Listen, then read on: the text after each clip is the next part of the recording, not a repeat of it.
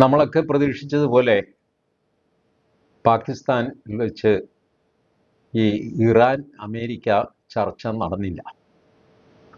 ഇറാനിൽ നിന്ന് ആരും വന്നില്ല, വരില്ല എന്ന് ഇറാൻ തുറന്നു പറഞ്ഞു. ഈ ഇറാനിൽ ഇത് തുറന്ന് പറഞ്ഞതാരാ? ആരൊക്കെയോ പറയുന്നു, എന്തൊക്കെയോ സോഷ്യൽ മീഡിയയിൽ വരുന്നു, ട്വിറ്ററിൽ വരുന്നു. അത് വെച്ചിട്ടാണ് കാര്യങ്ങൾ നടക്കുന്നത്. അപ്പോൾ വാർത്ത വന്നു, അസീം മുനീർ 3 ദിവസം ഇറാനിലുണ്ടായിരുന്നു എന്നുള്ളത് സത്യമാണ്. അങ്ങേര് 3 ദിവസം എന്ത് ചെയ്തു എന്ന് ചോദിച്ചാൽ, 2 ദിവസം ആരോട് സംസാരിക്കണം എന്നറിയാതെ അവിടെ ചുറ്റി നടന്നു. 3-ാം ദിവസം ഒരാളിനോട് സംസാരിച്ചിട്ട് തിരിച്ചു വന്നു. ആ ആള് IRGCയുടെ ഒരു കമാൻഡറാണ്. വാസ്തവത്തിൽ ഇറാന്റെ ഭരണം ഇപ്പോൾ IRGCയുടെ 3 കമാൻഡർമാരാണ് നടത്തുന്നത്. മറ്റുള്ളവർക്ക് ആർക്കും ഒരു വിലയുമില്ല. ഇറാൻ വിദേശകാര്യമന്ത്രി ഉണ്ടല്ലോ, അബ്ബാസ് അരാഗ്ചി, ഭയങ്കര ഷൈനിങ് ആയിരുന്നു. അബ്ബാസ് അരാഗ്ചിയുടെ വില പണ്ടേ പോയി. അരാഗ്ചി പക്ഷെ പറഞ്ഞു, ഈ കഴിഞ്ഞ സീസ് ഫയർ ട്രംപ് അനൗൺസ് ചെയ്തപ്പോൾ അബ്ബാസ് അരാഗ്ചിയും ട്വീറ്റ് ചെയ്തു, ഹോർമൂസ് കടലിടുക്ക് കംപ്ലീറ്റ് ആയിട്ട് ഞങ്ങൾ തുറന്നിരിക്കുന്നു, ആർക്ക് വേണമെങ്കിലും പോകാൻ വരാം, ഒരു പ്രശ്നവുമില്ല. മണിക്കൂറുകൾക്കുള്ളിൽ ഒരു IRGC കമാൻഡർ, അവർ കമാൻഡറിൻ്റെ പേരൊന്നും എഴുതിയില്ല, IRGC ഡാഷ് എന്നൊക്കെ പറഞ്ഞിട്ട് ഒരു ഹാൻഡിൽ, അതിൽ നിന്ന് മറുപടി വന്നു, ഞങ്ങൾ ഇറാൻ്റെ താല്പര്യം നോക്കിയാണ് ഹോർമൂസ് അടയ്ക്കണോ തുറക്കണോ എന്നൊക്കെ തീരുമാനിക്കുന്നത്, അതല്ലാതെ we don't go by any idiot. ഇത് അപ്പോൾ ഈ ഇഡിയറ്റ് എന്നുദ്ദേശിച്ചത് അബ്ബാസ് അരാഗ്ചിയാണല്ലോ, വ്യക്തമായിട്ടുമാണ്. അപ്പോൾ അത് വലിയ ബഹളമായി, അന്താരാഷ്ട്ര ശ്രദ്ധ നേടി. എന്താണ് IRGC അരാഗ്ചിയെ ഇഡിയറ്റ് എന്ന് വിളിക്കാൻ കാര്യം? ഈ ചോദ്യം വന്നപ്പോൾ IRGC ചുവട് മാറ്റി. IRGC പറഞ്ഞു, ഞങ്ങൾ ട്രംപിനെയാണ് ഇഡിയറ്റ് എന്ന് പറഞ്ഞത്, അരാഗ്ചി അല്ല. ട്രംപ് പറയുന്നത് കേട്ടിട്ട് ഞങ്ങൾ ക്ലോസ് ചെയ്യാൻ തയ്യാറല്ല. പക്ഷേ അങ്ങനെയാണെങ്കിൽ അതാണല്ലോ പറയണത്. ഇവർ പറഞ്ഞത് ഞങ്ങൾ ഹോർമൂസ് കടലിടുക്ക് തുറന്നിട്ടില്ല, ആരെങ്കിലും ഏതെങ്കിലും ഇഡിയറ്റ് പറയുന്നത് കേട്ട് തുറക്കാനും പോകുന്നില്ല. വ്യക്തമായിട്ടും അബ്ബാസ് അരാഗ്ചിയാണ് അവരുദ്ദേശിച്ചത്. അബ്ബാസ് അരാഗ്ചിക്ക് യാതൊരു സ്വാധീനവുമില്ല. പിന്നെ നമ്മുടെ തങ്കപ്പൻ പെഷസ്കിയാൻ, തങ്കപ്പന് പണ്ടേ വിലയില്ല. തങ്കപ്പൻ്റെ ക്യാബിനറ്റിലെ ആളില്ല. തങ്കപ്പന് ഇത് നോമിനേറ്റ് ചെയ്യണമെങ്കിൽ IRGCയുടെ അനുവാദം വേണം. അതവർ കൊടുക്കുന്നുമില്ല. താനവിടെ ഇരുന്നാലും ഇരുന്നില്ലെങ്കിലും ഒരു പ്രയോജനവും ഇല്ലടോ എന്നാണ് IRGCയുടെ പോയിന്റ്. IRGC ഇപ്പോൾ മുജ്തബ ഖമേനി പറയുന്നത് പോലും കേൾക്കുന്നില്ല. മുജ്തബ ഖമേനിയെ തട്ടിക്കളയുമോ എന്നുള്ള പേടിയിലാണ് പലരും ഇരിക്കുന്നത്. കാരണം IRGC പറയുന്നു, വയ്യാതെ കിടക്കുന്നൊരു മനുഷ്യൻ മിണ്ടാതെ കിടക്കരുത് അങ്ങേരെന്താ പരമോന്നത നേതാവ്, ഏത് പരമോന്നത, പോടാ അവിടെ നിന്ന്. ഇതാണ് IRGCയുടെ നിലപാട്. IRGCയിലെ 3 കമാൻഡർമാരുടെ നിലപാട്. 31 പേരുണ്ട് കേട്ടോ. ഇനി ബാക്കി പ്രേതങ്ങളൊക്കെ എന്ത് ചെയ്യും ദൈവത്തിനറിയാം. ഇതാണ് ഇറാനിൽ ഒരു കാര്യവും നേരെ ചൊവ്വേ നടക്കാത്തതിൻ്റെ രഹസ്യം. ഇതാണ്. അപ്പോൾ മുനീർ പോയത് നമുക്കൊന്ന് സങ്കല്പിച്ച് നോക്കാം.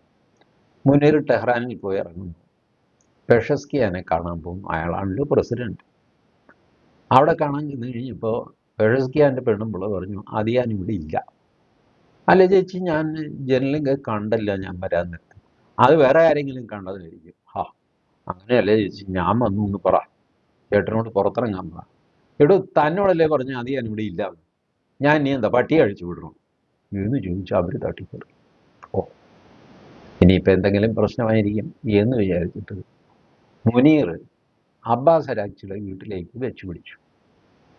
അവിടെ ചെന്ന് കഴിഞ്ഞപ്പോൾ അബ്ബാസ് അരാഗ്ചി പറഞ്ഞു, എൻ്റെ പൊന്നുമോനെ, ഞാൻ വിചാരിച്ചാൽ ചുക്കും നടക്കുകയില്ല, എനിക്കിവിടെ പുല്ലുവിലയാണ്. അപ്പോൾ അസീം മുനീർ പറഞ്ഞു, അല്ല ചേട്ടാ, ഞങ്ങളവിടെ ചർച്ചയ്ക്കായിട്ട് ചായ പരിപ്പുവട സംഗതിയൊക്കെ റെഡിയാക്കിയിട്ടുണ്ട്. അപ്പോൾ ആരാച്ചി പറഞ്ഞു, കഴിഞ്ഞ തവണ ഞാൻ വന്ന് തിന്നതാണ്, പരിപ്പുവടയൊക്കെ നിങ്ങളെ കൊള്ളാം, പഴംപൊരിയും കൊള്ളാം, നാരായണൻ്റെ കടയിൽ നിന്ന് വരുത്തിയതല്ലേ, അതൊക്കെ സാധനമൊക്കെ കൊള്ളാം. പക്ഷേ എനിക്കിവിടെ യാതൊരു വിലയും. ഞാൻ അവിടെ വന്ന് എൻ്റെ കൺമുമ്പിൽ വെച്ചാണ് നിങ്ങൾ ആ ഗാലി ബീഫിൻ്റെ കാരണത്തടിച്ചത്. ആര്? ആ വിറ്റ്കോഫ്. ഓർക്കണില്ലേ? അല്ല, അതൊക്കെ ഒരു അബദ്ധം പറ്റിപ്പോയതല്ലേ, അതല്ലേ എന്നൊക്കെ പറഞ്ഞു. ഇല്ല ഇല്ല ഇല്ല, ഞാൻ വരുന്നില്ല. ഗാലി ബീഫിനോട് തന്നെ ചോദിക്കുന്നു. ഗാലി ബീഫിനെ പോയി കണ്ടു. ഗാലി ബീഫ് പറഞ്ഞു, മോനെ, എനിക്ക് വരണമെന്നുണ്ട്, പക്ഷെ ഞാൻ മാത്രമായിട്ട് വരുന്ന എങ്ങനെയാണ്? കൂടെ ആരെങ്കിലും വരണ്ടേ? വരാൻ ആളില്ല. ഞാൻ ഒറ്റയ്ക്ക് വരാമെന്നൊക്കെ പറഞ്ഞു കഴിഞ്ഞാൽ പിന്നെ അങ്ങോട്ട് വരാമെന്നേ ഉള്ളൂ, തിരിച്ച് എനിക്ക് ഇങ്ങോട്ട് വരാൻ പറ്റുകയില്ല. അവിടെ നിന്ന് തന്നെ ഞാൻ വല്ല ഇംഗ്ലണ്ടിലോ കടന്നിട്ട് ജീവിതകാലം മുഴുവൻ ഇറാൻ്റെ പുറത്ത് ജീവിക്കേണ്ടി വരും. അല്ല, ഇപ്പം ചേട്ടാ കാര്യം പറയും, ഇപ്പം ഇതിൻ്റെ ആളാരാ? ചർച്ചയ്ക്ക് ആൾ വരണമല്ല. നീ വെറുതെ അവിടെ ഇവിടെയും കിടന്ന് വെയിൽ കൊള്ളാതെ തിരിച്ചു പോകാൻ നോക്ക്.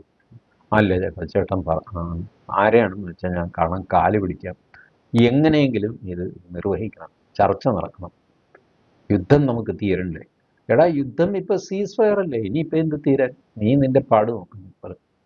ഇയാൾ വിട്ടില്ല, കൈയും കാലും ഒക്കെ പിടിച്ചിട്ട് അവസാനം ഗാലി ബീഫ് പറഞ്ഞു, പരമരഹസ്യമാണ്, പുറത്ത് പറയരുത്. IRGCയുടെ ഒരു കമാൻഡറുണ്ട്, ഇവിടുന്ന് ഒരു 5 കിലോമീറ്റർ ദൂരെയാണ് പുള്ളിയുടെ താമസം. ഒരു വെളുത്ത കെട്ടിടം, മനസ്സിലായില്ല? മറ്റ് കെട്ടിടങ്ങളുടെ ഇടയ്ക്ക് നിനക്കിത് ആ കെട്ടിടം കണ്ടാൽ മനസ്സിലാവും IRGCക്കാരനെയാണ്. നീ അവിടെ പോയി പറ. ഇയാൾ അവിടെ പോയി പറഞ്ഞു. എന്തു പറഞ്ഞു പിടിച്ചു എന്നുള്ളത് ഞാൻ നിങ്ങളോട് പറയുന്നില്ല, ഇതൊക്കെ എൻ്റെ സങ്കല്പത്തിൽ പറയുന്നു. പക്ഷെ പറഞ്ഞ കാര്യം പുറത്തു വന്നു. ഒരു സ്റ്റുഡൻസ് ന്യൂസ് നെറ്റ്വർക്ക് ഇറാനിലെ, അത് പെട്ടെന്നൊന്നും ആരും കേട്ടിട്ടില്ല, പക്ഷെ അത് ആക്റ്റീവായി. അവർ ഈ ചോദ്യങ്ങളൊക്കെ ചോദിച്ചു വെബ്സൈറ്റിലൂടെ. ഈ പാകിസ്ഥാൻകാരൻ 3 ദിവസം ഇവിടെ കറങ്ങുന്നത് എന്തിനാണ്? ഇയാൾ ചർച്ചയ്ക്ക് വാ എന്ന് പറയുന്നു. ചർച്ചയ്ക്ക് വരാൻ പറ്റില്ല എന്ന് ഞങ്ങളുടെ നേതാക്കൾ തീർത്ത് പറഞ്ഞു. പിന്നെ എന്തിനാണ് ഇയാൾ ഇവിടെ കിടന്ന് കറങ്ങുന്നത്? നമ്പർ 2, ഞങ്ങൾ ഗൾഫ് ഓഫ് ഹോർമുസ് തുറന്നു കൊടുത്തു. അമേരിക്ക എന്ത് ചെയ്തു? അവരുടെ ബ്ലോക്കേഡ് അവർ നിലനിർത്തി. അത് മര്യാദയാണ്.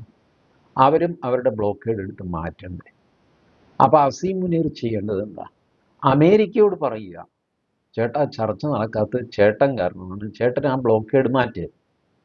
അയാളുടെ തടസ്സം മാറ്റിയല്ല, അയാൾ കുറുകെ ഇട്ട തടി അയാൾ മാറ്റിയിട്ടുണ്ട്. ചേട്ടൻ കുറുകെ ഇട്ടിരിക്കുന്ന ആ കപ്പലുണ്ടല്ലോ, അതെടുത്ത് മാറ്റ്. അപ്പോഴല്ലേ സ്റ്റേറ്റ് ഓഫ് ഹോർമുസ് ത്രൂ ആകുകയുള്ളൂ, ബാക്കി കപ്പലുകൾക്ക് പോകാൻ പറ്റുള്ളൂ. ഇത് ട്രംപിനോട് പറയണ്ടേ ഈ മനുഷ്യൻ? മധ്യസ്ഥൻ എന്ന് പറഞ്ഞാൽ അങ്ങനെയല്ലേ? അല്ല, മധ്യസ്ഥൻ ഞങ്ങളെ മിക്കിട്ട് കയറിയിട്ട് ചർച്ചയ്ക്ക് പോവുക, ഞങ്ങളവിടെ നിന്നിട്ട് എന്ത് പറയാൻ എന്നൊക്കെ ചോദിച്ച് പിള്ളേരുടെ നെറ്റ്വർക്ക്, സ്റ്റുഡൻസ് ന്യൂസ് നെറ്റ്വർക്ക്, അവർ ഈ ചോദ്യങ്ങൾ ചോദിച്ച് പുറത്തു വരും. അപ്പോൾ സംഗതി ചൂടായി, സംഭവം നേരല്ലേ. ഇതെല്ലാവരും കൂടെ ഏറ്റുപിടിച്ചു. പാകിസ്ഥാൻ വിഷമത്തിൽ എന്നൊക്കെ പറഞ്ഞു. പാകിസ്ഥാൻ വാസ്തവത്തിൽ വിഷമത്തിലായി. ഈ ചോദ്യത്തിനൊന്നും പാകിസ്ഥാന് മറുപടിയില്ല. ഇറാൻ ഈ പറഞ്ഞ പോലെ അജ്ഞാതമായ ആളുകളെ കൊണ്ട്, അജ്ഞാതരായവരെ കൊണ്ട് ട്വീറ്റ് ചെയ്യിക്കാൻ തുടങ്ങി, എക്സിൽ പോസ്റ്റ് ചെയ്യിക്കാൻ തുടങ്ങി. അതിൽ ഈ ചോദ്യങ്ങളൊക്കെ വന്നു. എന്തുകൊണ്ട് പാകിസ്ഥാൻ അമേരിക്കയെ ഫോഴ്സ് ചെയ്യുന്നില്ല? ഒരു തവണയെങ്കിലും പറയണ്ടേ, ചേട്ടൻ ഈ ബ്ലോക്കേഡ് മാറ്റ്, ഈ ബ്ലോക്കേഡാണ് ചർച്ചയ്ക്ക് തടസ്സം. ഒരു തവണ പറഞ്ഞില്ല. അപ്പോൾ അടുത്ത ആൾ എക്സിൽ പോസ്റ്റ് ചെയ്തു, ഈ അസീം മുനീർ എന്ന് പറയുന്നത് പാകിസ്ഥാൻ്റെ ചാരനാണ്. ഷെഹബാസ് ഷെരീഫും ആസിം മുനീറും ഇവരുടെ അമേരിക്കയുടെ ചാരന്മാരാണ്. അവർ അമേരിക്കൻ താല്പര്യം നമ്മളിൽ അടിച്ചേൽപ്പിക്കാൻ ശ്രമിക്കുകയാണെന്ന് പ്ലെയിനായിട്ട് അങ്ങ് തട്ടി. ആകെ പുലിവാലായി. പാകിസ്ഥാൻ ആകെ വിഷമത്തിലാണ്. അമേരിക്ക പാകിസ്ഥാനോട് ചോദിച്ചു, എന്താണ് ഇവിടെ നടക്കുന്നത്? താൻ ആണല്ലോ അവരെ കൊണ്ടുവരും, അങ്ങനെ ചെയ്യും ഇങ്ങനെ ചെയ്യുന്നു പറഞ്ഞിട്ട് ഇവിടെ JD വാൻസ് പാൻറ്റും ഷർട്ടും കോട്ടും ടൈയും ഒക്കെ ഇട്ട് വിമാനത്തിൽ കയറാൻ നിൽക്കുമ്പോൾ, കയറല്ലേ ചേട്ടാ, അവർ വരുന്നില്ല എന്നാണ് പറയുന്നത്. ചേട്ടനും ഇവിടെ വന്ന് അവരെയും കാത്തിരിക്കേണ്ടി വരും, നാണക്കേടാകും എന്ന് പറഞ്ഞു. JD വാൻസ് പാതിരാത്രിക്ക് തിരിച്ച് വീട്ടിൽ പോയി കിടന്നുറങ്ങി. ഇപ്പോൾ ദിവസം 2 കഴിഞ്ഞു, ആരും വരുന്നുമില്ല. ഞാനാണെങ്കിൽ സീസ് ഫയർ അനിശ്ചിതകാലത്തേക്ക് നീട്ടുകയും ചെയ്തു. അത് താൻ പറഞ്ഞിട്ടാണ് ഞാൻ നീട്ടിയത്. ഞാനവരെ കൊണ്ടുവരാം. ഇപ്പോൾ എവിടെ ആളെവിടെ എന്ന് പറഞ്ഞ് അമേരിക്ക പാകിസ്ഥാനോട് ചൂടാകും. ഇറാനാണെങ്കിൽ അമേരിക്കയോട് തറുതല പറയാത്തത് എന്താടാ എന്ന് ചോദിച്ച് ഇറാൻ പാകിസ്ഥാനോട് ചൂടാകും. പാകിസ്ഥാൻ ഷഡ്ഗവ്യത്തിലായി. ഇപ്പോൾ ഞാൻ ഈ ഇന്ത്യയിൽ നമ്മുടെ കുറേയധികം പാകിസ്ഥാൻ സ്നേഹികളുണ്ടല്ലോ, അവരുടെ വലിയ ആഗ്രഹമായിരുന്നു നരേന്ദ്രമോദി കൊണ്ട് എന്തിനു കൊള്ളാം, മധ്യസ്ഥനാവണ്ടേ, ആണുങ്ങളായാൽ അങ്ങനെയാണ് പാകിസ്ഥാനെ കണ്ടുപിടിക്കുക എന്നൊക്കെ പറഞ്ഞു. കണ്ടുപഠിക്കണം മക്കളെ. പാകിസ്ഥാൻ ഇപ്പം ആപ്പൂരിയെ കുരങ്ങനെ പോലെ ഇരിക്കുന്നുണ്ടോ? ഇറാൻ ചോദിച്ചത് ന്യായം, അമേരിക്ക ചോദിക്കുന്നത് ന്യായം. ഇതിന് മറുപടി പറയാൻ പാകിസ്ഥാൻ്റെ കയ്യിലൊന്നുമില്ല. ഇനി ഇറാനുള്ളിൽ സംഭവിക്കുന്നത് എന്താ? എങ്ങനെയാണ് ഈ IRGCയുടെ കയ്യിൽ അധികാരം എത്തുന്നത്? സിവിലിയൻ ഗവൺമെൻറ്റിന് അധികാരമില്ലാഞ്ഞിട്ട് കാലം കുറേയായി. ഈ പറഞ്ഞ നമ്മുടെ തങ്കപ്പനോ അബ്ബാസ് അരാഗ്ചിയോ ഒക്കെ വെറുതെ ഇങ്ങനെ തെക്ക് വടക്ക് നടക്കുകയല്ലാതെ ഇവർക്കൊന്നും ഒരു പവറുമില്ല. പവർ അവരുടെ സുപ്രീം ലീഡർ, പരമോന്നത നേതാവ്. എന്ത് പരമോന്നത? എനിക്കറിയാമില്ല. ഈ ഇസ്ലാമിക വേൾഡ് മുഴുവൻ പരമോന്നതന്മാരാണ്. സാധാരണ ഉന്നതന്മാർ പരമോന്നതൻ എന്ന് കേട്ടാൽ അപ്പം തീരുമാനിച്ചാൽ മതി, അതേതോ മുസ്ലിം രാജ്യത്തിലെ ഒരു കക്ഷിയാണ് ഈ പരമോന്നതൻ എന്ന് പറയുന്നത്. എന്തുവായിക്കോട്ടെ. അപ്പോൾ ഈ പരമോന്നതൻ പരിക്ക് പറ്റി കിടക്കുകയാണല്ലോ. മാസം 1.5 2 പുള്ളിക്ക് എണീക്കാൻ പറ്റിയിട്ടില്ല. അപ്പോൾ ഇവർ പറയുന്നത് എണീക്കാൻ പറ്റില്ലെങ്കിൽ അങ്ങേര് എണീക്കേണ്ട, അങ്ങേരിനി പരമോന്നതനാകണ്ട, നമുക്ക് വേറൊരു പരമോന്നതനെ വയ്ക്കാം. ഇതാണ് IRGC പറയുന്നത്. അവർ പറയുന്നതിനകത്തും കാര്യമുണ്ടെന്നേ. ഒരു നാഥൻ വേണ്ട ഒരു കാര്യത്തിന് തീർച്ചയായും മുറിച്ചുകൊണ്ടാണ്. ഇപ്പം സംഭവിക്കുന്നത് എന്താ? ചില കപ്പലുകളെ ആക്രമിക്കുന്നു, ചിലതിനെ ആക്രമിക്കുന്നില്ല. തോന്നിയാസം കപ്പൽ അമേരിക്ക പിടിച്ചുകൊണ്ട് പോകുന്നു. അമേരിക്കയുടെ ഒരു കപ്പൽ ഞങ്ങൾ പിടിച്ചെടുത്തു എന്ന് പറഞ്ഞ് ഇവർ അവകാശപ്പെടുന്നു. അമേരിക്ക പറഞ്ഞു അതിൻ്റെ വീഡിയോ പുറത്തു വിടുക. വീഡിയോ ഇല്ല ചേട്ടാ. പിന്നെ നീ എവിടുന്ന അതിൻ്റെ വെറുതെ 33 കിലോമീറ്റർ വീതിയുള്ള കടലിടുക്കാണ് ഹോർമുസ്. അതിൻ്റെയും ഇപ്പുറത്ത് 10,000 കിലോമീറ്റർ വീതിയിലാണ് അമേരിക്കയുടെ ബ്ലോക്കേഡ്. ആ ബ്ലോക്കേഡിന് നടുക്ക് ഇറാൻ പറയുന്നത് ഞങ്ങളൊരു കപ്പലിനെ പിടിച്ചെടുത്തു അമേരിക്കയുടെ. അമേരിക്ക പറഞ്ഞു വീഡിയോ നിന്റെ പേടലേക്ക് ഞാൻ പിടിക്കും. വീഡിയോ ഒന്നും ഇല്ല ചേട്ടാ. അപ്പം ഇങ്ങനെ പൊങ്ങച്ചൊക്കെ അടിച്ച് കഴിയാണ് ഇറാൻ. അവിടുത്തെ ജനങ്ങൾക്ക് ജീവിക്കാൻ നിർവാഹമില്ല. അവർ റിവോൾട്ട് ചെയ്ത് തുടങ്ങി എന്ന് പൂച്ചം ന്യൂസ് വരാൻ തുടങ്ങിയിട്ടുണ്ട്. അവിടെ ഇൻ്റർനെറ്റ് കട്ട് ചെയ്തിരിക്കുകയാണ്, ആരെയും കയറ്റുകയില്ല.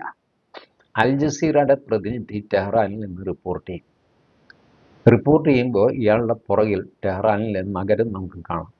എല്ലാം വളരെ സ്മൂത്തായിട്ട് ഓടുന്നു, കാർ ഓടുന്നു, പാർക്ക് ചെയ്യുന്നു, അവിടെ പോകുന്നു, ഇവിടെ പോകുന്നു, കടയിൽ നിന്ന് ആൾക്കാർ ഇറങ്ങി വരുന്നു, പെണ്ണുങ്ങൾ ഇറങ്ങി വരുന്നു, പർദ്ദയിട്ടവർ, പർദ്ദയിടാത്തവർ, തല മാത്രം മറച്ചവർ, ഹിജാബ് ഇട്ടവർ, മക്കന ഇട്ടവർ, ഇടാത്തവർ, തുണിയില്ലാത്തവർ ഒക്കെ എല്ലാം ആടിപ്പൊളി നോർമലായിട്ട് നടക്കും. അപ്പം ഞാനും ഇത് വിശ്വസിച്ചു, കൊള്ളാമല്ലോ എന്നൊക്കെ പറഞ്ഞു. അപ്പം ഇന്നിപ്പം ഞാൻ ഈ ഇൻ്റർനെറ്റിൽ റീസർച്ച് ചെയ്തപ്പോഴാണ് അൽ ജസീറ റിപ്പോർട്ടറിൻ്റെ പുറകിൽ കാണുന്ന ദൃശ്യങ്ങൾ AI ദൃശ്യങ്ങളാണ്. അത് അൽ ജസീറ തന്നെ എവിടെയോ പറഞ്ഞിട്ടുണ്ട് പോലും. നമുക്കിതറിയാമല്ലോ, ഈ വലിയ സ്ക്രീനിൻ്റെ താഴെ എവിടെയെങ്കിലും ഇതിൻ്റെ പുറകിൽ കാണുന്ന AI ദൃശ്യങ്ങളാണെന്നൊക്കെ എഴുതി വെച്ച് കഴിഞ്ഞാൽ നമ്മൾ എന്ത് വായിക്കണം? ഈ ഇൻഷുറൻസ് പോളിസിയിൽ എഴുതുന്ന പോലെ കുരുകുരാന്ന് പറഞ്ഞ് എഴുതും. അതിന് താഴെ നമ്മൾ ഒപ്പിട്ട് കൊടുക്കണം. ഇതെന്ത് ഒപ്പിട്ട് കൊടുക്കുമെന്ന് നമുക്കറിയാൻ പറ്റില്ല. പിന്നെ ഇൻഷുറൻസ് വേണമല്ലോ എന്ന് വിചാരിച്ച് ഒപ്പിട്ട് കൊടുക്കും. പിന്നീടാണ് മനസ്സിലാകുന്നത് നമ്മൾ ചത്താ കാശ് തരില്ല എന്നാണ് അതിൽ എഴുതിയിരിക്കുന്നത്. അത് സമ്മതമാണെന്നും പറഞ്ഞാൽ നമ്മൾ ഒപ്പിട്ടിരിക്കുന്നത്. ചത്ത് കഴിഞ്ഞ് നമ്മുടെ മക്കളോ ഭാര്യയോ ആരെങ്കിലും കാശിന് പോകുമ്പോഴാണ് ഇല്ല കാശൊന്നും വേണ്ടെന്ന് പറഞ്ഞാൽ ആദ്യം തന്നെ ഒപ്പിട്ടിട്ടുണ്ടെന്ന് പറഞ്ഞ് ഈ കടലാസെടുത്ത് കാണും. ആരിത് വായിക്കും എന്ന് പറയുന്ന പോലെ ചെറിയ അക്ഷരത്തിൽ എവിടെയോ ഇത് AI നിർമ്മിതമാണെന്ന് എഴുതിയിട്ടുണ്ട്. ഞാനും വിചാരിച്ചു ഇത്രയും ബോംബും സംഗതിയൊക്കെ കഴിഞ്ഞിട്ട് പിന്നെയും ടെഹ്റാൻ നല്ല 1-ാം തരം നഗരമാണ്. ഒരു കരട് പോലും ഒരു ചവറ് പോലും റോഡിലില്ല, നല്ല ക്ലീൻ. അപ്പോൾ ഇതാണ് ഇവരുടെ ടെഹ്റാൻ്റെ അല്ലെങ്കിൽ ഇറാൻ്റെ കളി. ഈ കളിയും കൊണ്ട് എത്ര കാലം മുന്നോട്ട് പോകും? എത്ര കാലം പോകും? ട്രംപ് ദേ, ഞാനൊരു കാര്യം പറയാം, 1,00,000 അമേരിക്കൻ പട്ടാളക്കാർ കേട്ടോ, 1,00,000. ഇതിനിടയ്ക്ക് ഇറാൻ വേറൊരു പരിപാടിയും കൂടെ ചെയ്തു. ഇറാഖിൽ നിന്ന് ഒരു മിസൈല് സൗദി അറേബ്യയുടെ നേർക്ക് അയപ്പിച്ചതാ. ഇറാഖിൽ ഇയാൾക്ക് അവിടെ ഇവിടെ ഇറാൻ അവിടെ ഇവിടെ റൗഡി സംഘമുണ്ട്.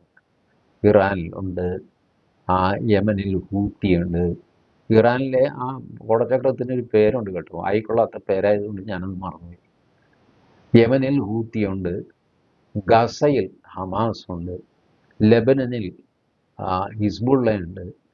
ഇങ്ങനെ നാടെല്ലാം ഇവർക്ക് റൗഡി സംഘങ്ങളുണ്ട്. അതിൽ ഇറാഖിലുള്ള റൗഡി സംഘങ്ങളോട് പറഞ്ഞു, എടാ നീ ഒരു മിസൈൽ അവിടെ നിന്ന് അയക്കും. ചേട്ടനെ അയച്ചാൽ എന്താ? എടാ എൻ്റെ ഇല്ലടാ മിസൈൽ. ചുറ്റി പണ്ടാരക്കാലനോട് പറഞ്ഞാലും മനസ്സിലാവില്ല. അല്ല ചേട്ടനല്ലേ പറഞ്ഞു മിസൈൽ ഇഷ്ടം പോലെ ഉണ്ട്, 38 ലക്ഷം മിസൈലുണ്ട്. എടാ അതൊക്കെ ഞാൻ അടിച്ചു വിടുന്ന ഇത് പത്രക്കാർക്ക് വേണ്ടി പറഞ്ഞു, നീ അത് ഗൗരവമായിട്ട് നിനക്കറിയാമല്ലോ എൻ്റെ കഥ. ഇവിടെയൊന്നും മിസൈലിന് അങ്ങനെയൊന്നുമില്ല. ഒരു കതിന പോലും പൊട്ടിക്കാനില്ലാതെ ഞാൻ വിഷമിക്കുമ്പോഴാണ് അവൻ 38 ലക്ഷം മിസൈൽ. നീ നിന്റെയിലുള്ള ഒരെണ്ണം വിട് സൗദി അറേബ്യ. അയ്യോ സൗദി അറേബ്യ പാവമല്ലേ ചേട്ടാ, നീ വിടറ, ഇതിനൊക്കെ വേറെ ആവശ്യമുണ്ട്. ഒരു മിസൈൽ അവൻ വിട്ടു, സൗദി അറേബ്യ അത് തടഞ്ഞു. സംഭവം കൂടുതൽ വഷളായി. സൗദി അറേബ്യ ഇറാഖിനെ വിളിച്ചിട്ട് പറഞ്ഞു, അതേ നമ്മൾ തമ്മിലൊരു പ്രശ്നമില്ലാത്തതാണ്, നീ എന്ത് പോക്കൃത്തരായി കാണിച്ചു? ഇറാഖ് പറഞ്ഞു, എൻ്റെ പൊന്നിയേട്ടാ ഞാൻ എന്ത് ചെയ്യാനാണ്, മറ്റേ മൂത്ത തമ്പുരാൻ പറഞ്ഞിട്ടാണ്, ഇറാൻ പറഞ്ഞിട്ടാണ്. അത് ശരി, അവൻ്റെ പരിപാടി ഞാൻ കൊടുത്തിട്ട് നീ എൻ്റെ നേർക്ക് ഈ മിസൈൽ അയക്കേണ്ട കാര്യം നിനക്കില്ല. ഒരു കാര്യം ചെയ്യും, ഇനി മേലാൽ തമ്പുരാനല്ല ദൈവം തമ്പുരാൻ പറഞ്ഞാൽ പോലും നമ്മൾ തമ്മിലൊരു പെശക് വേണ്ട പറഞ്ഞു കേൾക്കട്ടെ, ഞാൻ തീർത്തുകളയും. ഞാൻ അമേരിക്കയും പറഞ്ഞു ഇറാഖിൻ്റെ അടുത്ത്, ഇത് വേണ്ടാത്ത പണിക്കൊന്നും പോകരുത്, അടങ്ങിയിരുന്നോളണം, നീയൊക്കെ ഏത് ജനസാണെന്ന് എനിക്ക് നന്നായിട്ട് അറിയാമെന്നൊക്കെ പറഞ്ഞൊരു വരട്ട് അമേരിക്കയും വരട്ടെ. അങ്ങനെ ഇറാഖ് ഒതുങ്ങി നിൽക്കുകയാണ്. ഏതായാലും പ്രശ്നം തീർന്നിട്ടില്ല. ഇപ്പോൾ പ്രശ്നം തീർന്നിട്ടില്ല. ഇവർ ചർച്ച ചെയ്താൽ ഒട്ട് പ്രശ്നം തീരുകയുമില്ല. കാരണം ഈ സമ്പുഷ്ട യുറേനിയം അത് കിട്ടാതെ ട്രംപ് അടങ്ങില്ല, അത് കൊടുക്കുകയില്ല എന്ന് ഇറാൻ. ഇതിനിടയ്ക്കാണ് ഈ വെറുതെ കുറേ വാർത്ത വരും കേട്ടോ ആകാശത്തിൽ. അത് 20 വർഷത്തേക്ക് യുറേനിയം 20 വർഷം കഴിയുമ്പോൾ ഞാൻ തിരിച്ചു തരാം എന്ന് അമേരിക്ക പറഞ്ഞുപോയി. ഇറാൻ പറഞ്ഞു 20 പറ്റില്ല ചേട്ടാ, ഒരു 5 വർഷത്തേക്ക് ഞാൻ വേണമെങ്കിൽ തരാം, 5 വർഷം ചേട്ടാന്ന് വെച്ചു, 5 വർഷം കഴിയുമ്പോൾ തിരിച്ചു തന്നാൽ മതി. ഇങ്ങനെയൊക്കെ വാർത്തയൊക്കെ വരും. സാമാന്യ ബുദ്ധിക്ക് ആലോചിച്ചാൽ നമുക്ക് മനസ്സിലായി, 5 വർഷത്തേക്കായിട്ട് യുറേനിയം അമേരിക്കയെ കൊടുത്താൽ പിന്നെ അവൻ തിരിച്ചു തരാൻ പോകുന്നു. 5 വർഷം കഴിയുമ്പോൾ ഈ നേതാവ് ആരെങ്കിലും ജീവനോടെ ഇരിക്കാൻ പോകുന്നു. ഈ യുറേനിയം കയ്യിൽ കിട്ടിക്കഴിഞ്ഞാൽ അപ്പം തന്നെ പിച്ചാത്തി അവൻ്റെ പളയ്ക്ക് കയറ്റുന്ന അമേരിക്ക. ഈ യുറേനിയം കൊണ്ടുവന്നവനെ അപ്പം തന്നെ തട്ടും. ഇതാണ് അമേരിക്കയുടെ സ്വഭാവം. ഇത് ഇറാൻകാർക്കും അറിയാം. അപ്പം പിന്നെ 20 കൊല്ലം 5 കൊല്ലം എന്നൊക്കെ പറഞ്ഞ് ഈ തട്ടിപ്പ് നമുക്ക് പോലും തട്ടിപ്പാണെന്ന് മനസ്സിലാകുന്ന വാർത്തകൾ വന്നുകൊണ്ടിരിക്കുന്നു. വാർത്തകൾ എവിടെ നിന്നും വരുന്നതെന്ന് കൃത്യമായിട്ട് അറിയുകയുമില്ല. അവിടെ വന്നൊന്ന് ഇവർ, ഇവിടെ വന്നൊന്ന് അവർ, അങ്ങനെ ഇങ്ങനെയൊക്കെ ചെയ്യും. ഈ IRGC നമ്മുടെ അബ്ബാസ് അരാഗ്ചിയെ ഇഡിയറ്റ് എന്ന് വിളിച്ചല്ലോ, ആ വിളിച്ച സാധനം ഇൻ്റർനാഷണലി വാർത്തയാക്കാനായിട്ട് IRGC തന്നെ വാഷിങ്ടൺ പോസ്റ്റിന് അയച്ചു കൊടുത്തു. വാഷിങ്ടൺ പോസ്റ്റ് അതും കൂടെ ചേർത്തങ്ങ് പബ്ലിഷ് ചെയ്തു. ഇത് IRGC ഞങ്ങൾക്ക് അയച്ചു തന്നതാണ് എന്ന് പറഞ്ഞുകൊണ്ട് ഇവനെ അബ്ബാസ് അരാഗ്ചിയാണ് ഇഡിയറ്റ് എന്ന് വിളിച്ചതെന്നൊക്കെ പറഞ്ഞിട്ട് അവർ വാർത്ത ചെയ്തു. ഇങ്ങനെ നാഥനില്ല കളരിയായിട്ട് ഇറാൻ മാറിയിരിക്കുന്നു. അധികകാലം ഇറാന് ഇങ്ങനെ മുന്നോട്ട് പോകാൻ പറ്റുമെന്ന് എനിക്ക് തോന്നുന്നില്ല. ട്രംപിൻ്റെ നാട്ടിലും വാൻ ബഹളം നടക്കുന്നുണ്ട്. ട്രംപ് ഈ യുദ്ധം അനാവശ്യമായി പോയി. ഇപ്പോൾ ശരിക്കും പറഞ്ഞാൽ ഈ യുദ്ധത്തിൻ്റെ ലക്ഷ്യം എന്താണ് എന്ന് ട്രംപിന് പറയാൻ പറ്റുന്നില്ല. എന്ത് സാധിച്ചാൽ ഈ യുദ്ധം നിർത്തും എന്നൊരു കാര്യം പറയണമല്ലോ, ട്രംപിനത് സാധിക്കുന്നില്ല. ട്രംപ് ഓരോ ദിവസവും മാറി മാറി പറയും. ട്രംപിൻ്റെ ആൾക്കാർ പറയുന്നത് നിങ്ങളെയൊക്കെ കൺഫ്യൂസ് ചെയ്യാൻ വേണ്ടിയിട്ടാണ് പ്രസിഡന്റ് ഇങ്ങനെ മാറി മാറി പറയുന്നത്. പ്രസിഡന്റ് ചെയ്യാനുള്ളത് ചെയ്യുന്നുണ്ട്, പറയുമ്പോൾ പുള്ളി അങ്ങോട്ടും ഇങ്ങോട്ടും മറ്റതും മറിച്ചതും ഒക്കെ പറയുന്നതേ ഉള്ളൂ, അതൊന്നും കാര്യമാക്കണ്ട എന്ന് ട്രംപിൻ്റെ ആൾക്കാർ. ദൈവത്തിനറിയാം ഇവരെല്ലാം കൂടെ എങ്ങോട്ടാണ് ഈ പോകുന്നത്. നമുക്ക് കാത്തിരിക്കാം, താങ്ക് യു.